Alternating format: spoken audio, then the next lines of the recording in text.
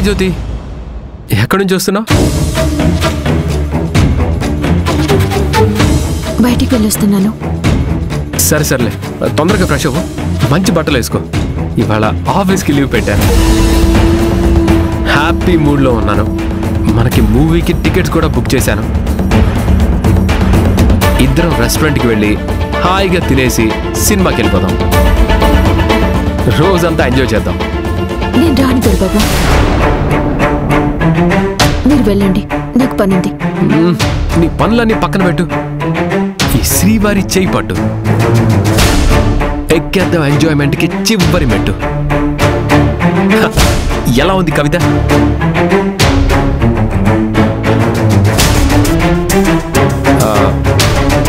సర్లే, టైం అయింది, రెడీ అవు త్వరగా. నేను రావటం కుదిరితే దొరబాబు. రానంటే వదులుతాను అనుకుంటున్నావా? ఈరోజంతా నేను నీకే అంకితం. ఆట పట్టించడం మానేసి రెడీ అవ్వు. మనం నైట్ దొంగతనంగా వెళ్ళాం చూడు, అలా కాదు, దర్జాగా వెళ్దాం. లేట్ అవుతుంది, త్వరగా రెడీ అవ్వు. వద్దు దొరబాబు, స్టాఫీకి తెలిస్తే గొడవ చేస్తోంది. అత్తయ్య గారు కూడా ఊరుకోరు. అదా నీ భయం? వాళ్ళకి నేను సమాధానం చెప్పుకుంటాను కదా. మీరంతే అంటారు. అత్తయ్య గారి ముందు ఏమీ మాట్లాడరు. తిట్లు తినాల్సింది నేను. అందుకే నేను రాను. అది కాదు జ్యోతి. రానంటున్నాను కదా.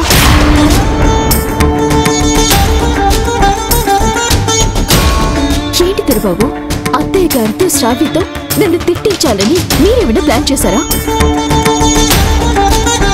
నేను రాను. అంతగా కావాలంటే మీరు వెళ్ళండి. ఎందుకు జ్యోతి అలా మాట్లాడుతున్నావు? ఎవరైనా ఏమైనా అన్నారా? ఎవ్వరూ ఏమీ అనలేదు. అసలు నాకు బయటికి రావడమే ఇష్టం లేదు.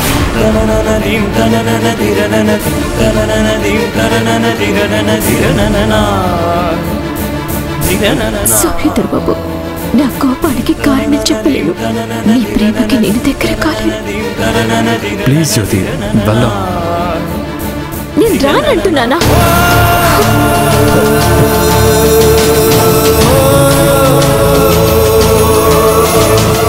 జ్యోతి సడన్ గా ఎందుకు ఇలా బిహేవ్ చేస్తుంది?